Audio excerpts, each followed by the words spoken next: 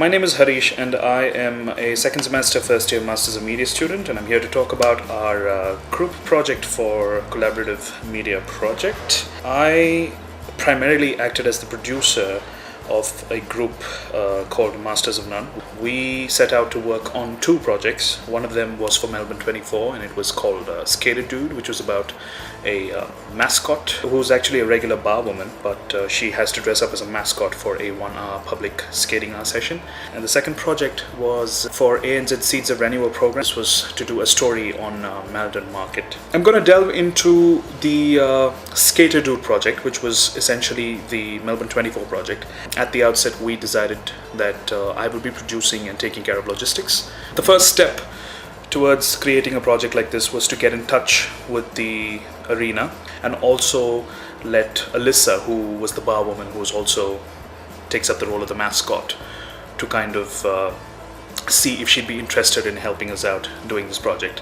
Having sought the permissions out, we decided to do a pre-interview with Alyssa just to try and get a feel for how she is as a person and try and see if we can integrate her natural aura into the project. The beginning and the end of the documentary were kind of fixed when we went in. We knew what we wanted Alyssa as the mascot and Alyssa as the bar woman to do, and then the middle was left alone to how she behaves as the mascot, and those were the elements that we got her talking on camera and then went around getting coverage for. We always had regular updates about how we were progressing in terms of permission, in terms of using branding, if we were allowed to shoot at a particular place, if we were not allowed to shoot at a particular place, and what was the time frame that we were working with, getting access cards on the day and arranging for transport on the day. Apart from the logistics, we also decided that we would go for a 3-camera setup. There was going to be a lot of movement on ice, which would entail one of us going around with a GoPro. Our primary camera was the FS5. We did have a single camera shot that covered the whole O'Brien Arena, which was very beneficial because that kind of gave us the scope of how much space we were working with, and that eventually gave us an idea of the schedule. On the day, of course, there was a lot of miscommunication. We had a lapel and a boom plugged into the camera without doing any prior tests, and that has resulted in quite a disastrous sound. Leading up to the shoot, we were all pretty clear as to our roles. Puya would direct for our Skater Dude project. Eventually, we've kind of found out that Puya wanted to be behind the camera, and Rebecca was more the better suited person in order to direct. One of our major inspirations for this project was the 2015 Adrian Brody short film called The Mascot. This short film had visual elements that gave our project a sense of direction. We also looked up the trailer of the Hulu original series titled Behind the Mask, which had elements we could draw from. Moving on to the second project that we got together as a group and put in a proposal for and eventually went and shot it was the Malden Market. It was an ANZ initiative and it was called Seeds of Renewal, and as part of the Seeds of Renewal grant, Malden Market was given a platform to set up their community market, which was both a farmers and a makers market. One of the main videos that informed our proposal and our research was this video called Watchtower of Turkey. We stumbled upon it on YouTube, which was essentially a collection of montage and a hyperlapse of city of Istanbul and a collection of other cities and landscapes in Turkey. This approach was particularly interesting because we felt that it really added something that was otherwise missing in regular documentaries. This project had 3 elements to it.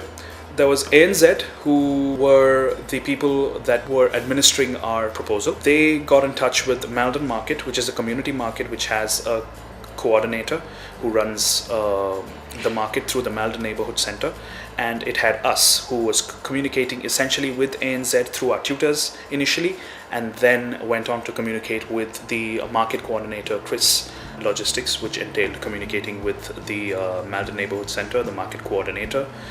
It also essentially boiled down to communicating with the council, because about 3 days before we shot, we got a call from the council saying that we're going to need a permit, and that was arranged for.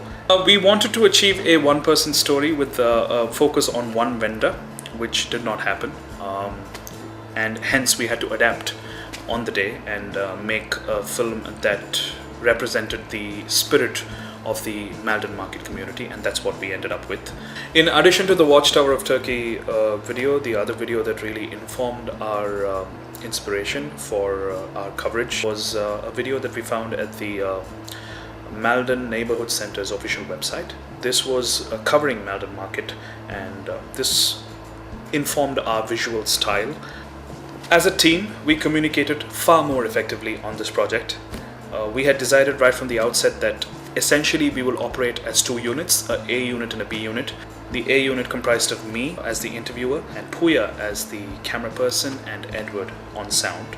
And the B unit comprised of Ting, who was given a free hand in terms of going around the market and getting as much B-roll as possible. Rebecca was there to act as a communicator between us and Ting. Since we decided that we would actually have to have two cameras for a few interviews, we needed Rebecca to kind of be the communication between us, the A unit, and B unit. As a producer and as an interviewer on this project, I was far more convinced with how we worked as a unit as opposed to our Skater Dude project. Primarily because we had corrected all the wrongs that we encountered with respect to the Skater Dude project, especially with respect to how we handled our equipment and how we communicated with each other. Making a film is truly a collaborative effort, and this was possibly a great learning in how collaboration will and will not work. And in that sense, I think both these projects have been a huge learning experience for me.